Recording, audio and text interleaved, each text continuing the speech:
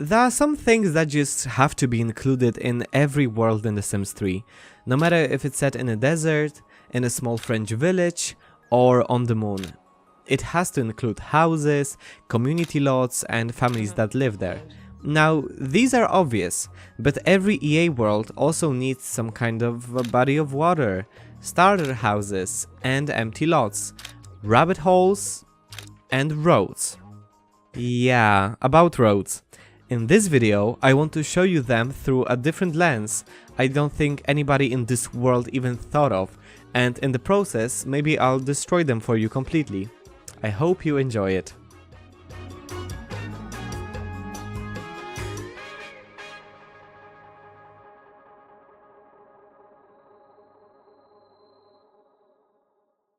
Now let's start with the mechanics behind roads in The Sims 3.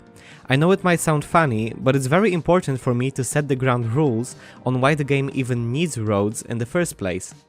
As I said in the intro, every world in The Sims 3 made by EA needs roads in order to function properly. I know that there are towns made by the community that don't have any, instead using paths, but every world in the game made by the devs has to have them, because the gameplay requires certain NPC sims to spawn using them. For example, there are service sims you can call up, and the way they get to your lot is by driving to the nearest point on the road and then going to your door. Even if your house is away from any streets, it still works that way. Cars are not only necessary for NPC sims, they are also necessary for your sims. Things like school buses picking up kids and driving them to school, or carpools driving every sim to work every day. Those things happen only on the player's home lot, but they are an intrinsic part of everyday gameplay for almost every simmer. Cars are so prevalent that it's one of the few downsides to towns like Dragon Valley or Roaring Heights.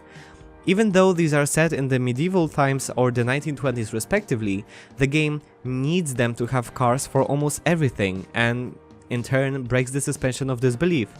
These towns need to have cars for almost every sim because that's just how the game is designed. I'm talking about Dragon Valley and Roaring Heights also because these worlds do their best to diversify the look and feel of the roads, and I have to give some genuine props to the devs. Some of these worlds do a great job of hiding the technical limitations of The Sims 3's world builder. I don't know what other video I'll ever make where I talk about the design of the roads again, so you know what? Let me give a couple of my favorite examples of EA getting creative with road designs in their worlds. Dragon Valley is possibly the closest EA ever got to matching the textures with the ground, so it looks like the roads are not even there. The placement for some of them doesn't make the most sense, but they are visually interesting. It's one of the only worlds in the game to use roads as actual points of interest and uses them to make the landscape interesting and unique. Which is funny as it's literally set in the medieval times and roads here are definitely the most useless. As I said in my review that you can watch on this channel, sorry, Sunlit Tides is also really great at blending roads with terrain textures, which makes sense to me. It wouldn't make sense for a rural town somewhere in Hawaii, I guess, to have pavement and asphalt roads. These seamless transitions really match the simple, laid-back vibe of Sunlit Tides. Lucky Palms is the only world in the game to have roundabouts, or at least what seem to be roundabouts. It's a bit odd because there are some European worlds that don't have them, and this one is very much inspired by Palm Springs, which is set in America, and I know that Americans don't really like roundabouts, so I don't really know what it's all about. It also suggests to have a highway run through it, and it's very difficult for me to explain it, but also many lots continue the road textures in them, so they blend together better and look prettier from the map view. Starlight Shores and Bridgeport are the two urban worlds in the game that have wider roads that look like something you could see in LA, for example. My only real issue is that Starlight Shores doesn't have any fake prop taxis that would fill up these roads, so they always just look weirdly empty to me. And last but not least, Monte Vista. Specifically, I'm talking about the town square area on top of the hill.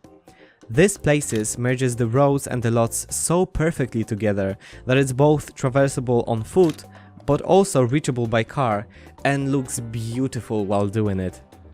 It's just a couple of examples of how EA could and sometimes did creatively blend the necessary roads with the world, but these are just a few standouts. The vast majority of roads present in The Sims 3 are all the exact same.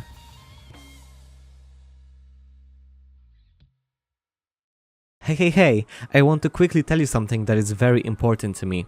I am extremely grateful for the amazing reception of my last video, and I want to make more content that you guys enjoy.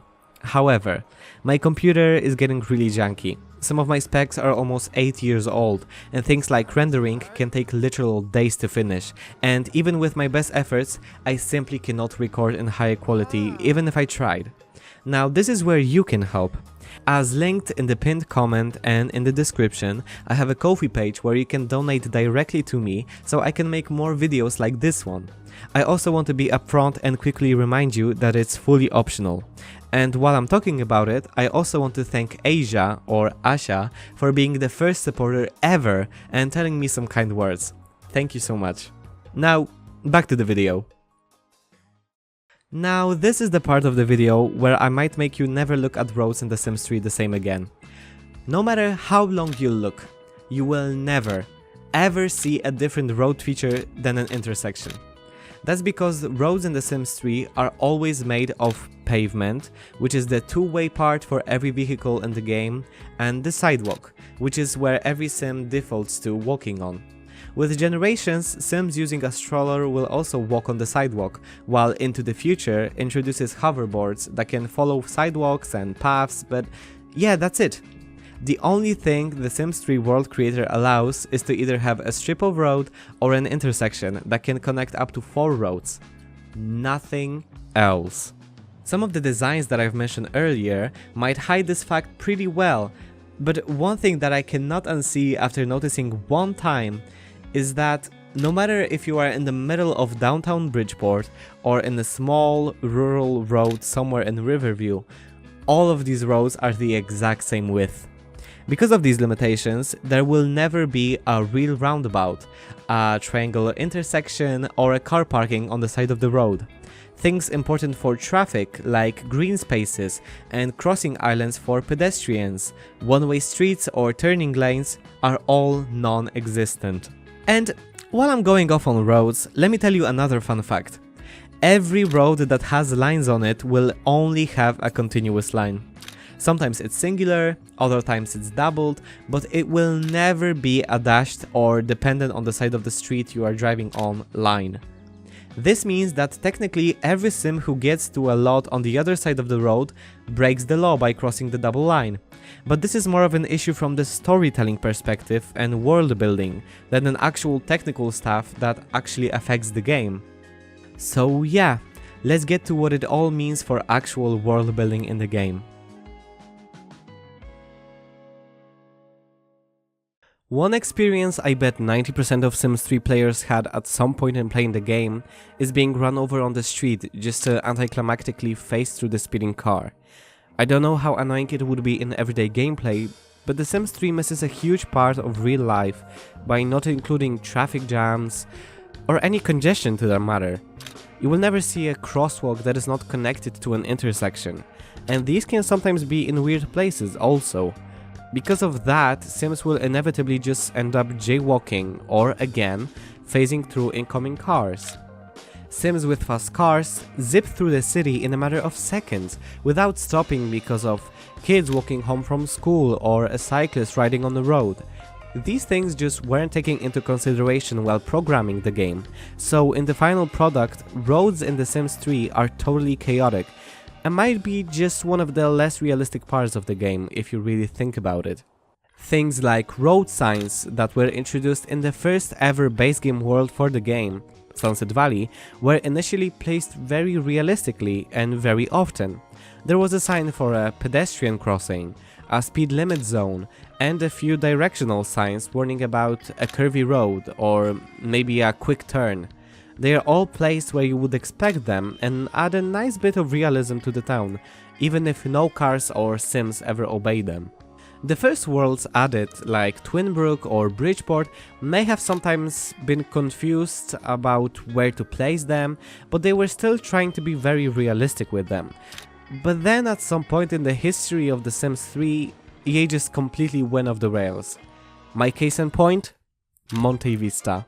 I don't know what shit they were on when designing Monte Vista, but it's a great example of what I'm talking about. In the time between Sunset Valley and Monte Vista, there weren't any worlds that would add new road signs or try to improve roads in meaningful ways, maybe apart from Bridgeport. But Monte Vista is the first world to add plenty of new road signs. Some of them make sense, but then there are signs like Freezer Bunny Crossing, or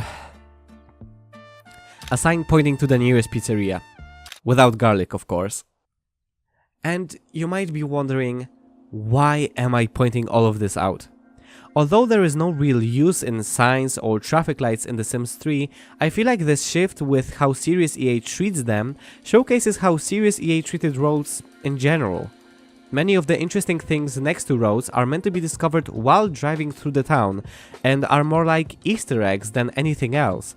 In every world there are places where the devs just took their time and placed according signage, but it's never consistent because it doesn't really matter at the end of the day.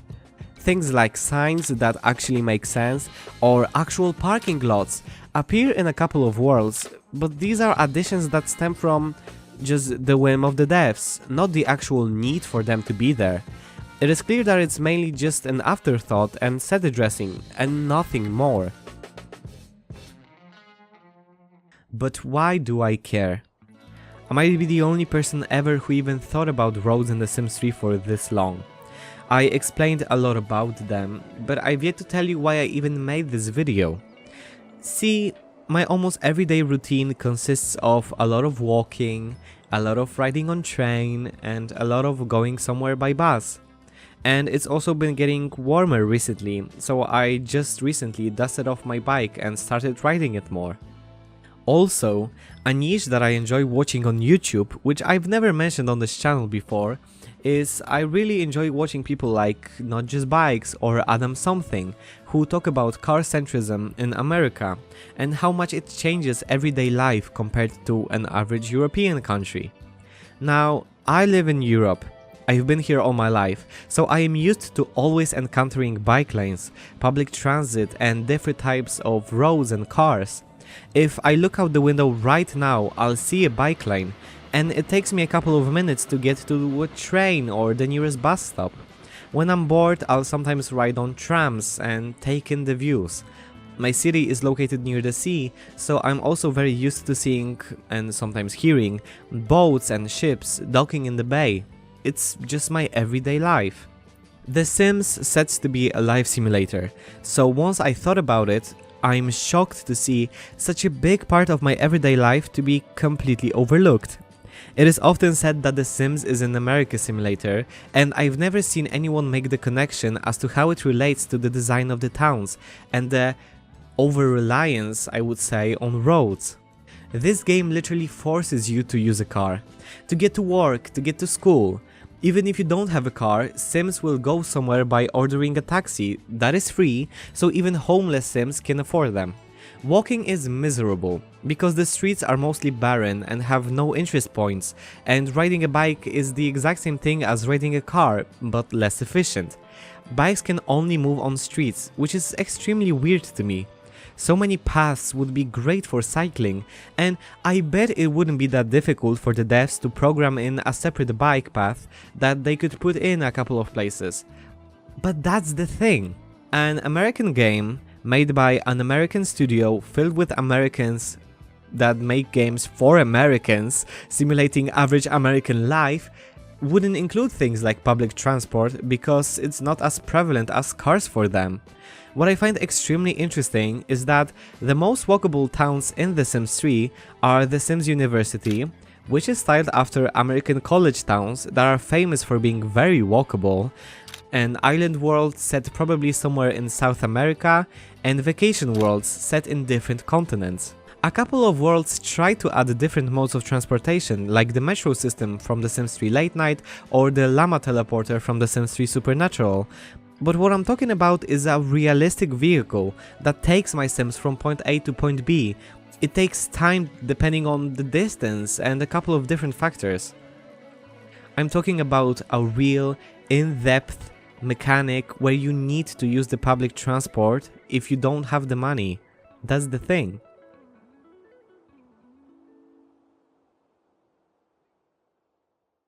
So how would I improve this? If I were to add a new feature to the game after over 15 years, it would be different transportation options, hands down. Imagine how immersive and interesting for the town landscape it would be if your sim who didn't have a car would have to go by bus, but this bus would also stop at a couple of different places and pick up different sims from the world and then drop you out in the desired location. Imagine if instead of starting off in a vacation town, you would see your sims move by the train or arrive there by the boat. Here, I have to strongly praise one town that does this thing, and I am exactly looking for this type of transportation in other worlds. And that world would be Oasis Landing from Into the Future expansion pack. It adds a working railway system where you can follow your sims as they move through the town. More of it, please! If there was a setting or a tab where you could change what vehicles move through the road, it would allow it to create basically infinite storytelling and would make towns like Dragon Valley even more impressive. Adding taxis that would sometimes drive past your house or a bus that would pick up sims would be another step to make Worlds in The Sims 3 the best in the entire franchise. My best idea is to add different types of worlds that would change the type of vehicles that are in them, as it is with the single downtown world in the game, Bridgeport, that spawns additional taxis to fill up the empty streets of the big city. You could choose if your town is more rural or more suburban, and the townies would act accordingly. For what it is, vehicles in the game serve their purpose but do not exceed any expectations. If you focus on them, they are only there for your sims and later disappear after they did what they had to do. School buses will never stop for other children and will never be full of them. A sim from the town will never call up a taxi. There is no ambulance. Police cars will never patrol the city. It's all very similar to The Sims 4 in that regard. Things happen to your sims and your sims only.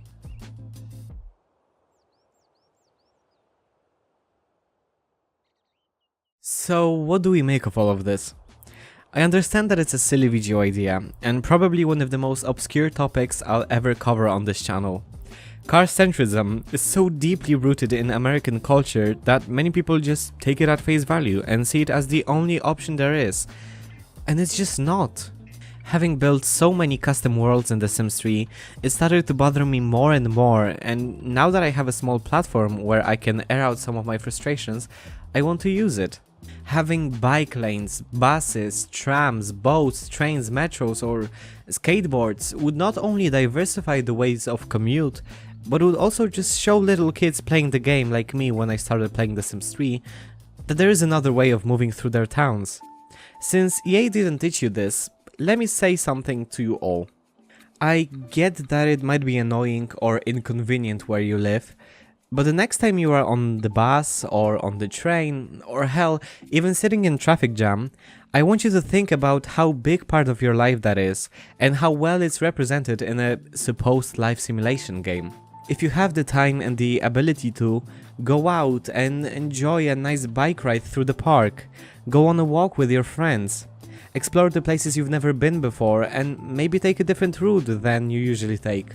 Once in a while, after school or work, try walking home, or maybe just a short distance will do. If it's warm outside, go out and enjoy nature. What I realized after doing research for this video, even though I had fun while doing it, is that I have to appreciate more the views that I see while I'm going out, the different people I meet during my travels, because what I get in The Sims 3 will never compare to it. So if there's one thing I want you to do after this video, is the next time you are going somewhere, turn off your phone for a while and just sit and enjoy the views out the window. Focus on the sounds of nature and people talking while you walk. It can do wonders for you.